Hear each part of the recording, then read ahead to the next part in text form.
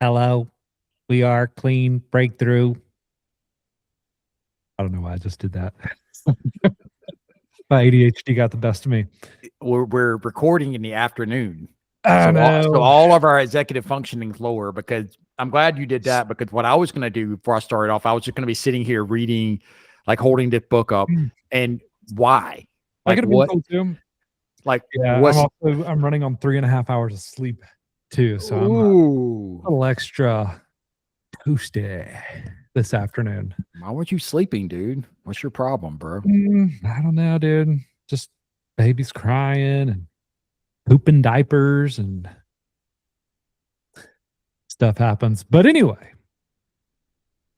I got a cool episode today. Cool topic. I haven't told Lucas or Cole the topic. They begged me to tell them, but I wouldn't do it. Cole was like, please just tell me. I wasn't going to do it. No, he didn't. He Going to held be strong. spontaneous. Let's do it. I'm ready. Lucas, are you ready? Lucas locked in. Born ready. All right. And it's a topic built for you, Cole.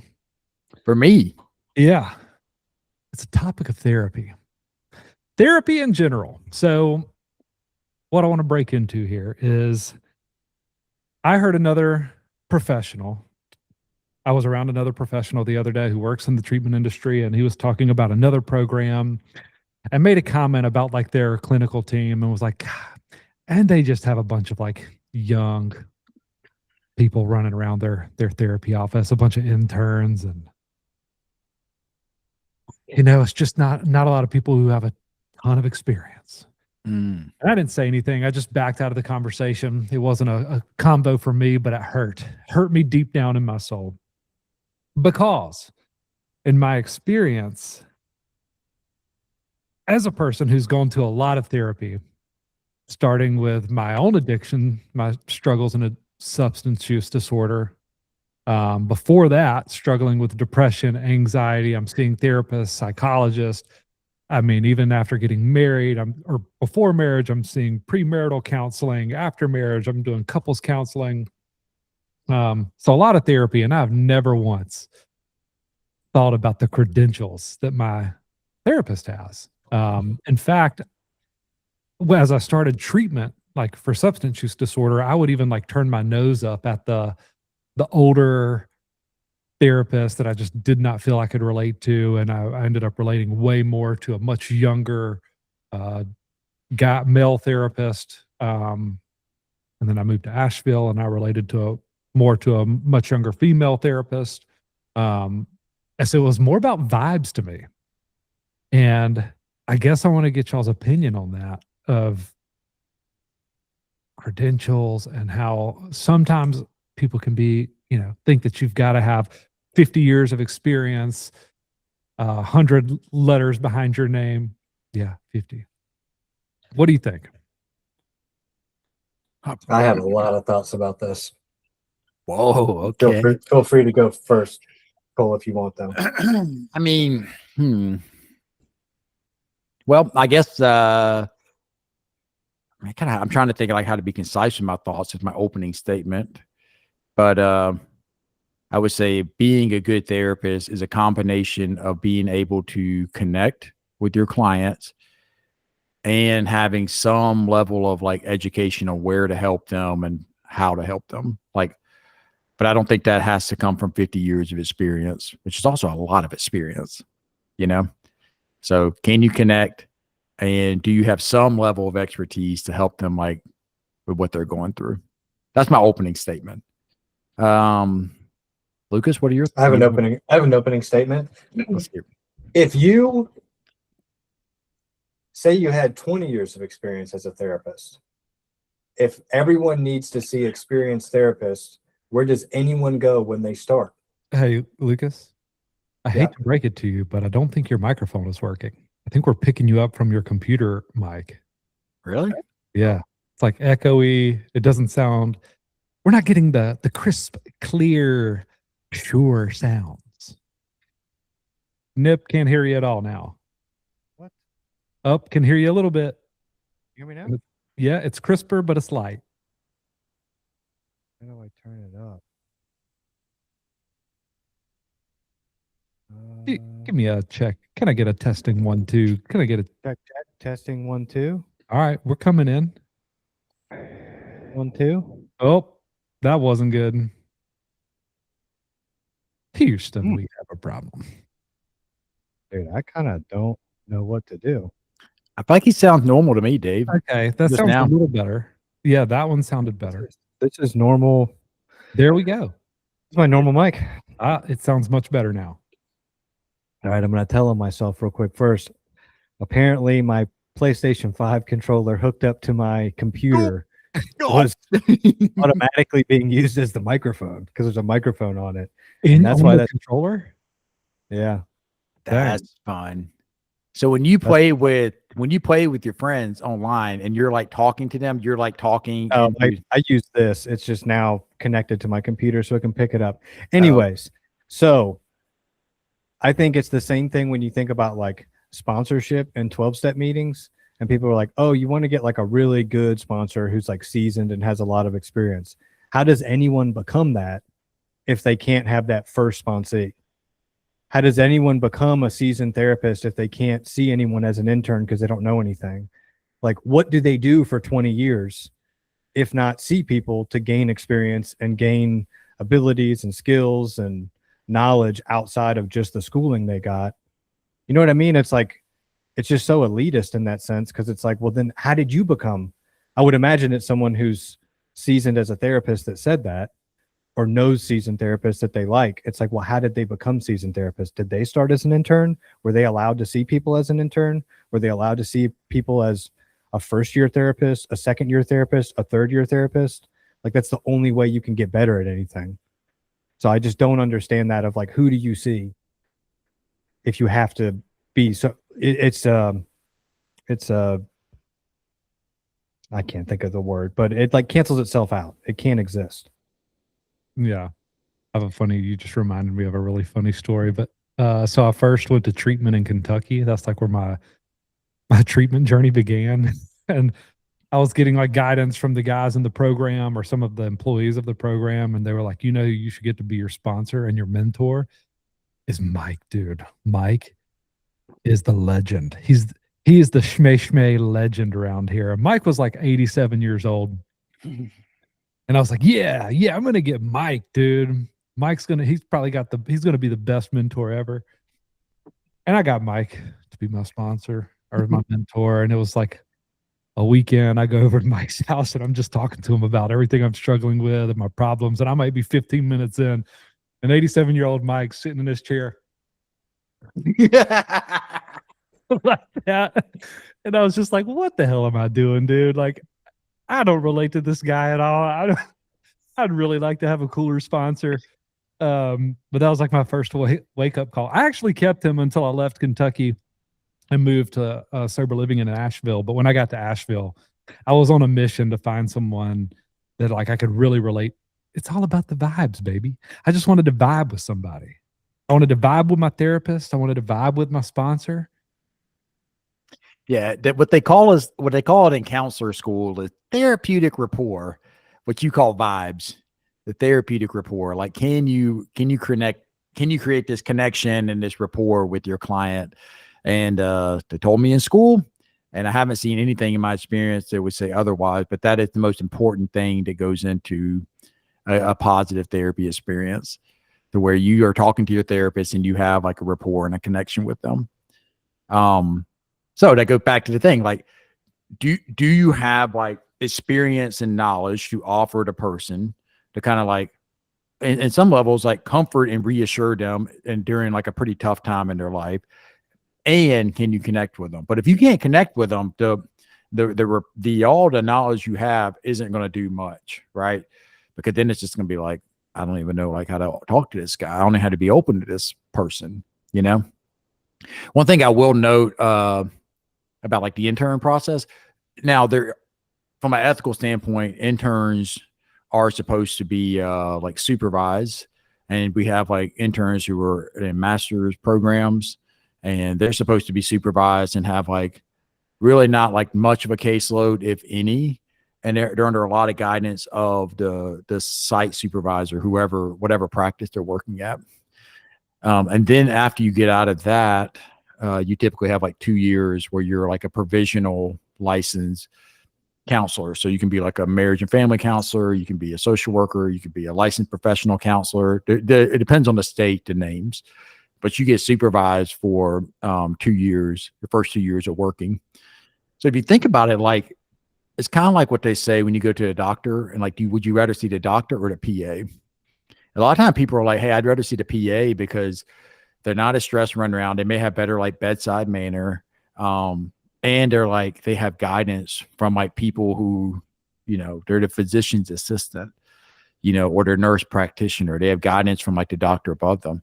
You can get that from like a therapist that's like early in their career because they do have a lot of guidance. I mean, you're essentially getting like, as a provisionally licensed therapist, you're getting a week of like every week you're getting an hour essential session with your supervisor about stuff that's coming up in your therapy sessions with your clients, how you're doing it as a professional. You have way more support then than you do once you're done with that.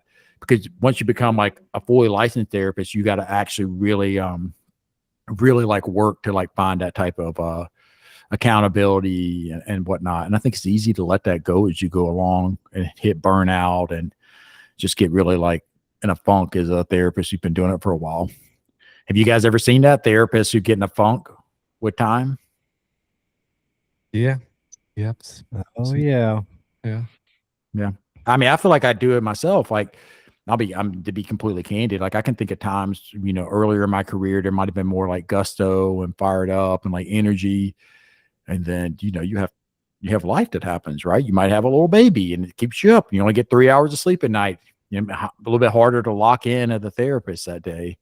Or you're in the same place, like not doing a great job with your self-care and like recharging your own batteries. So you get like frustrated with the clients easier and the things they show up with. I mean, you guys have known me long enough to know that I go through those phases myself. So Yeah. I think that's anything in life too. Like, yeah. if you looked at my relationship with my wife or my, you know, I'm always going to fluctuate depending on how days and weeks are going or what's going on around me. Yeah. I think too, our therapists and interns tend to have like a pretty humble attitude. You know, like, and the thing that they usually as a whole are mostly working on is they're building up that self-confidence. I would say it is a red flag. I think it's just me. I think it's a red flag if you are ever talking to a counselor and they tell you how many years of experience they have. I think it's a red flag. You guys have any idea why I say that's a red flag? They're immediately trying to justify their services. It screams insecurity. Yeah. And it screams, hey, like you, like this hierarchical, like relationship. I have 25 years of experience. Like, so what are you trying to tell me? Like, you can't learn any. I think the best therapists are learning constantly from their clients, right? And the clients are learning from the therapist. I think it's this collaborative thing. But if you're coming in and saying like, look, I've been doing this for 25 years. Let me tell let me tell you who has a reputation of doing that, Cole, is your boys, David and Lucas. As we were starting a sober living house as 27 and 28-year-olds, we were like, what if we combine our years sober? Yeah. We have a combined number of 8 years sober in this sober living home to put on our website. And that was born out of insecurity. Yeah, of it just was like, insecurity. Why would somebody come to us? We don't have 20 years sobriety. We don't have credentials. We're not therapists. Established in 1995 on the website. But this goes back to my thing that like everybody has to start somewhere. And if I was going to be a plumber, do you think I learn more in the 2 years that I would go to plumbing school versus the first 2 years that I'm actually a plumber? Where do you think I make the biggest jump? Because say I go to 2 years of school and then I go 2 years as a plumber. It's hard to say like, oh, by the end of that, yeah, you're the most advanced, but that's because you had the base of school beneath you. So separate them and say, how much of a leap did I go from knowing nothing about plumbing to finishing school versus finishing school to 2 years into doing it for 2 years? And I think you make way bigger jumps in the experience of actually doing it. And at the end of the school, I just know the theory of plumbing, but I'm supposed to know this wrench goes there and, you know, whatever, and run into all the little problems that can pop up that aren't taught in school. Versus 2 years experience of doing that, I'm in a way better spot. And I think that's the same thing for anything. For our recovery coaches, do you think they learn and become a better recovery coach in the time that they get their CPSS certification, or 2 years into being a recovery coach? Right. 2 years into being a recovery coach, you have seen, I'm not going to say everything, but you have seen a lot. Mm-hmm. You have had a lot of experience in conversations, motivational interviewing, not just the theory, but the real practice of it, where it goes wrong, how it gets off track. I just think experience is everything, but to get experience, you have to work, you have to do the job. And if you're gate kept from doing the job because you don't have experience, then basically it's only therapists with experience can be therapists, and the field of therapy would be dead in 30 years once they all die. Yeah. And there'll be no more therapists. Yep. And I will say, like, if you're, I think, you know, and this is actually something I feel pretty passionate about. I think that, like, therapists of all different experience levels should be supported. So I know I said earlier, like, interns and like provisionally licensed therapists, you know, get a lot of like built-in supervision. They have to have that to graduate or to get their license. And it's very much an ethical thing. Like, are the supervisor providing that type of oversight and education? But I really think, like, even therapists beyond that, like, need to continue that type of supervision. And that's something like that I'm even trying to do a better job of, like, as like a director here, like providing that type of like guidance and leadership to the therapists who are fully licensed that we have, right? And not just our interns and whatnot.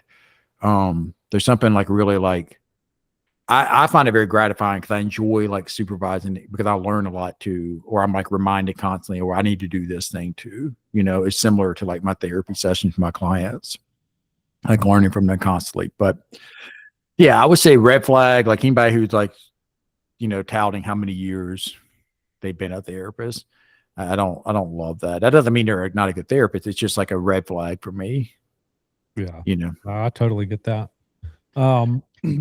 I would say I'm not a therapist. I'm not a licensed clinician, but I've been in situations where I like take on some recovery coaching with younger guys. And I've even had like those scenarios that like I could tell that the vibes were off. And even though their mom or their dad wanted them to meet with me on a weekly basis, I would have to be the one to go to them and say like, hey man, you know, I really don't feel like this is the best fit. I'm going to direct you somewhere else or direct you to this meeting, but this just doesn't seem to be like working super well for you. So have you ever gotten yourself into situations like that as a therapist? yeah, I think it takes a lot of humility. You know what I mean? And I will say, working with substance abuse, another red flag is if you just start immediately pushing everything off to, well, they have an addiction. Well, they, you know, have been babied their whole life. Well, you start like making these justifications as a clinician of like why it's a good fit. You're like, it's essentially like you're doing your own version of blaming. It's them, not me. And I think it takes a lot of humility to be like, it's a us thing. Like, just for whatever reason, we're not vibing. Now I will say, like, I don't vibe like perfectly with every client we have at all. And when that happens, speaking to that is probably the best thing I can do. I do believe, like, and we do a good job of that here, because at GT, of like giving each person who comes in like interactions with every therapist or intern we have, because they might connect really well with one or the other. And I've certainly had guys who were perhaps like I was their primary therapist, but they really probably connected better with like one of our other therapists or with one of our interns. And the good thing is he's also getting a lot of time with them in groups or supplemental therapy sessions, or even like seeing them on the side. And it just takes a bit of like humility to do it, you know? Yeah, that's go ahead. Sorry. But it's just, there've been a couple of scenarios where I'm like, we have one right now. Like, well, I worked with a guy like his first time through, and then his second time through, I was like, man, I feel like you've heard a lot of stuff I have to say. I'm still here for you. I want to help you out, but like, let's put you with one of our interns who had the different approach on things. Let's see if that works well. Let's see if that like gives you something different. And I mean, I think it's been a good thing, but I don't think it's very fair to put to me or the client to say I have all the answers and Yeah. I can help every single client. That's just not a realistic thing. Yeah. I think that's the beauty of having a team. I think when you introduce someone to a team of people, they're always going to find a favorite and a least favorite. Mhm. And Lucas and I used to run into this a lot. Like we've both had several hours and days put into recovery coaching guys. And when you're coaching and you're switching shifts with another coach, there are going to be guys that like Lucas way more than they like me. And there's going to be guys that like me way more than they like Lucas. I can't believe you the amount of times I've heard Lucas is just so black and white. I asked him if I could have my phone back and he just said no. He wouldn't even have a conversation with me about it.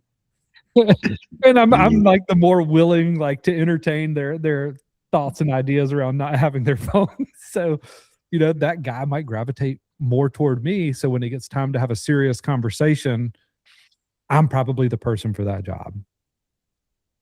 All right, now tell one the other way around. It would never really went the other way around. Do it the other way around, dude. But yeah, so then like Lucas would have guys that gravitate way more toward him, and they like Lucas as their guy. And so when it's time to have that serious conversation, they need to go to Lucas. So I love that about a therapy team as well. And I think naturally people are going to, when they meet the team, not everyone's your best friend, you're naturally going to figure out like, okay, this is kind of my favorite. Here's my in between, and here's my least favorite. Yeah, and you also have to figure out too, like when you're working with a team, like where to kind of fill the gaps on some level. Like they're, kind of playing the good cop, bad cop thing of like, all right, well, this particular like family or this client we're working with, like he does need a little bit of like reality therapy, a little bit of like a tougher truths, and he's getting a lot of like emotional validation from this therapist or this coach or this part of the team. Perhaps like I got to look at it from a bird's eye view. Like I can either just keep giving more of the same, or I have to give a little bit of a different angle, right? Because we're just trying to offer different perspectives from all around, But like, I think that's one of those things that just comes with experience. Lucas and I have done a lot of like sessions together. And like, that's been something that, you just get with like hours of doing that, like knowing when one of us is going to step more into bad cop, one of us is going to step into more into good cop, and like how to like flow back and forth with that. Just figure out a rhythm to that, Yeah. Same thing though, from experience doing it. Yeah. Especially experience with specific people of being able to, I compare it to like playing in a band. Yeah. Like the first time I jam with somebody, I don't really know them. I don't know what transitions they're going to do, what kind of look they're going to give me. But like when I've played with someone for 2, 3, 4 years, it's like I could tell by the way that they, blink or something that they're about to do this or do that. And we can just give each other a look and know exactly what to do. And I think a lot of that is the same in like sessions or conversations with guys when you're on a team. I think on a team, you want to always control for like boundaries and consistency, so that then it's really what's just left is like personality of, this guy's a little more easygoing, this guy's a little more direct, this guy's a little more whatever. But when you get into the like, well, this person will kind of let me just hijack the group and take it over and not really have to do the real work. So I like her, and it's like, I don't ever want that to be the case. I want it to be like the consistency, the boundaries are the same no matter what. Nobody's like a pushover. There might be difference, like what David said of like, well, one's going to give me a little bit more of a conversation. The answer's still no. The other one just says no, and that's that. But that they know the answer is no, because then it's just more of a personality thing. And I think there should be a variation of personalities for someone to get along with and find what fits for them, as well as just like interests and what you get along about and what you have in common. And what just happened over there, dude? Did your chair attack you? Yeah. I put my elbow on my chair and it went like that. I was really hoping no one noticed, but thanks for pointing it out, David. The camera was on you, dude. You were highlighted. All right. Well, still, they might have thought something else, dude. It also I tell clients this, usually when I try to tell them all the first sessions, I'll say it here too, that just because you maybe don't like connect with a therapist, the vibes are off, the therapeutic rapport isn't there. Do not give up on therapy because of that. Like, there are a lot of different personalities, a lot of different like therapist approaches and just people out there. Like, if you're there sitting on the couch, you're there for a reason. Like, don't give up after like maybe one interaction with one therapist. It's just, that's the same idea. Like, let's say you start school and you don't like your first grade teacher. Do you just give up on school? No, you go. And then you have like, maybe you love your PE coach, or maybe you love your art teacher. And then you go to second grade and you love your second grade teacher, but you don't like the music teacher that year. Like, you just vibe with different people. We've been doing it our whole lives. Most of us, right? Like, started in school doing it. It's the same thing with therapy. Like, sit down, talk to somebody, give it a shot. And if it works, it works. If it doesn't, it doesn't. Keep trying, you know? I really do. I mean, obviously I believe in therapy a lot. I haven't made it like my profession. I think it's a really helpful thing. So, yeah. What were you about to say? I was going to say, especially when it's a team. If you're talking about your individual therapist and that's the only, you're just in the world and you go get a therapist, I think you should probably get along with them pretty well. And if you don't, I would consider switching. Same as like, if say you work one-on-one at a job and it's just you and the boss really don't get along, that's probably not a good fit. Don't try to power through it. But if there's a team and there's just going to be limited interaction, I think more in like the college atmosphere than first grade, because first grade, you normally have one teacher and that's that. But in college, you have like 4, 5, 6 professors. If one of those is like, you don't like them, I would say don't drop that class. Like, figure out how to make it work with people that you don't like and how you can still learn from them, how you can still grow with them. And same thing on a therapy team of, okay, I really do not like this one therapist. They only run group on Mondays and Wednesdays that I'm with them, but I'm going to like try to adjust my outlook to figure out what I can learn from them despite not liking them. Because I think there will always be a coworker, a teacher, in-law, there'll be someone in your life that you don't like, but you got to know how to get along with. And I think similar to what we've been saying, like, that comes from practice, that comes from experience, that comes from resilience of like learning how to do that. That's not just in us. I think what's in, or I'll speak for me, I think what's in me is to say, I don't like that person, I'm never talking to them again. Like, that's like what's in me, my initial instinct human reaction.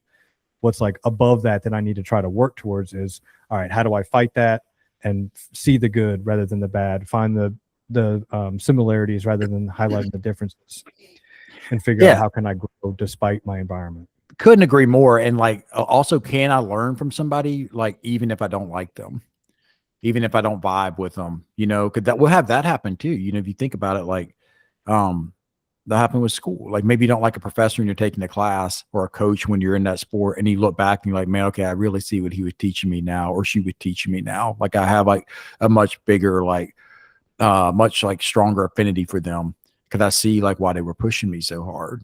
You know, our perspective is pretty limited, and it's all we have is like right here, right now. We don't know how it's going to land from there. So can you rise above that and still try to learn? Like, that's a pretty important developmental thing to be able to figure out, you know?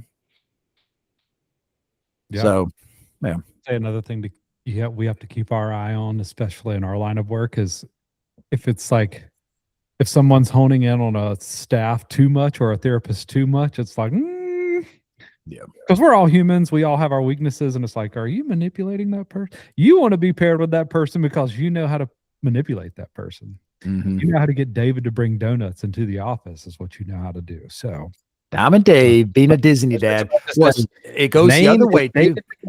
Well, it goes the other way too. Like, and we'll joke about it in staff meeting, and I think that's like, you have to do it in a way that fits like your team environment. We use a lot of humor, a lot of like goofiness, and we call it watch out, you're putting him in your pocket. You know, we're like talking about the guys, and somebody's like, well, I don't know, I think such and such is having a really great week. They told me this, and they came and told me this, and blah blah blah, and we're like, are you putting him in your pocket? You know what I mean? Like, do you have some like countertransference, and you really like relate to this guy because he perhaps reminds you of somebody in your past, or makes you really feel competent as like a coach or a therapist or whatever.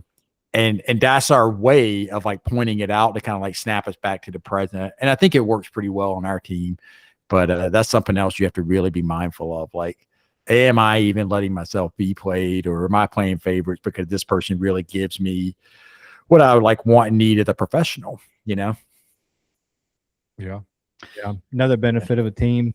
Yep. And on that note, too, I mean, there's the flip side where like, oh, they really, really like this therapist and they only want to work with them. Sometimes we see it the other way where it's like they really don't like this therapist. And when you dive into it, it's like because they're doing their job, Yeah. you know, or they just told them the truth about something. Like sometimes it's, and I think this can go to like a toxic standpoint. So I don't fully lean into this. But when I was working construction in the past, I was in charge of safety on a commercial job site. Everybody hates the safety guy, right? I'm the one telling them to put on fall protection, to put their safety glasses on, to put their high vis vest on, that they can't drive the forklift like this, that they can't make that crane rig move, like whatever. And they would write, I mean, I'm talking, I have a picture on my phone still, awful stuff in the Porta-Johns about me. I mean, they'd make songs and chants and all kind of mean stuff. And I remember my head safety guy, who was like a 20-year veteran from the Navy Seabees, he said, if they don't like you or if they hate you, it means you're doing your job.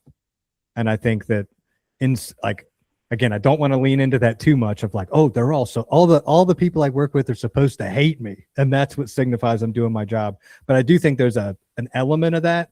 And it helps me with just not getting so down on myself when I am unpopular with a group of guys. And I do feel strongly that like I'm doing the right thing. I'm holding the right boundary. I really believe in it in my gut. I'm not acting out of emotion, but it's just like, all right, they're mad at me because I'm doing my job. And sometimes my job is hard and not everyone's going to like it. And I feel like it just lets me off the hook a little bit to be like, it's not like they really don't like me, my personality, or like I'm a bad person or I'm doing something bad, as much as just like I had to take a guy's phone this morning because he didn't show up for morning meditation and he's not going to like me today. And that's okay.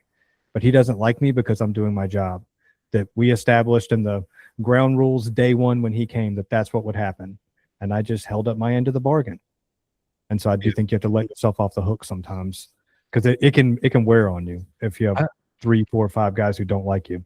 For sure. I do think that leans in a lot to what we do, to our industry. I mean, when you're talking about being in construction, it's like you're going to have the guys that follow all the rules and the few that don't, that never want to wear their hard hat, all that stuff. But Those are called electricians. Yeah. But in substance use disorder, like every guy that comes to us, they're coming to us because their way isn't working.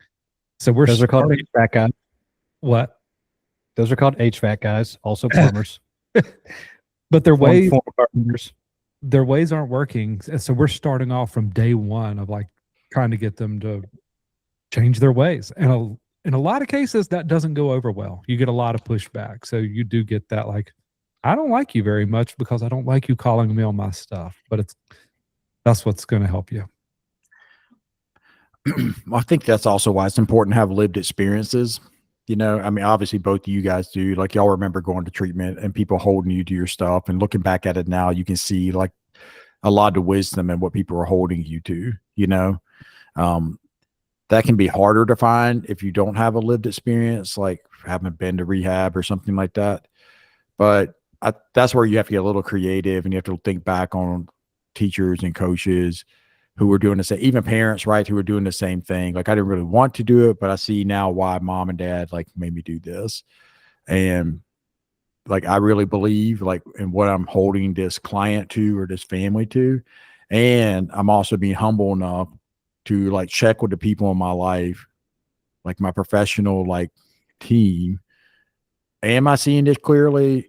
Do you think I might come in too harsh on this person, or should I like budge on this, or y'all talk me through this? Like, that's another thing that's really important to be on a team, or to talk to like your supervisor or whatever about, like, help me see it. And I'll do that. I know I do that in staff meeting. I'll be like, this guy drive me crazy.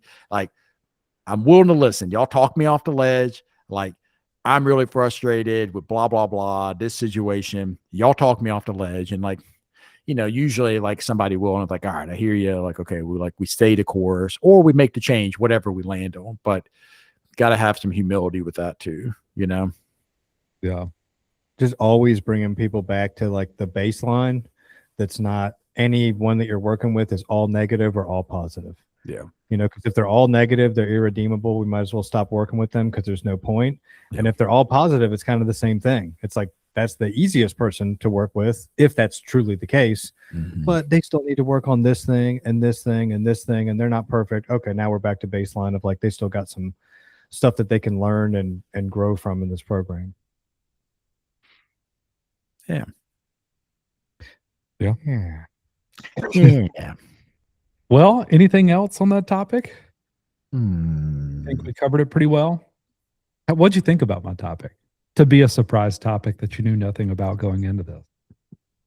It's great. I would do that every time. The surprise topic. I liked it. I thought it was a good topic. I thought it applied. I think we kind of like covered it. I hope we have. If we haven't, let us know in the comments below. If you have Like and more subscribe. questions about it, like and subscribe. I feel like we covered. I mean, like, and I don't know the Yeah. context of what you were hearing from the person. They just have a bunch of interns running around. I think it's important to have interns like running around, but you also have to have like therapists too, have a little more experience to be able to help guide them along the way and actually getting some face-to-face time with the clients too. So yeah, I think we covered it pretty well. Yeah, I do too. Cool. Well, thanks for joining in. Until next week. All right. Adios. Bye. Bye.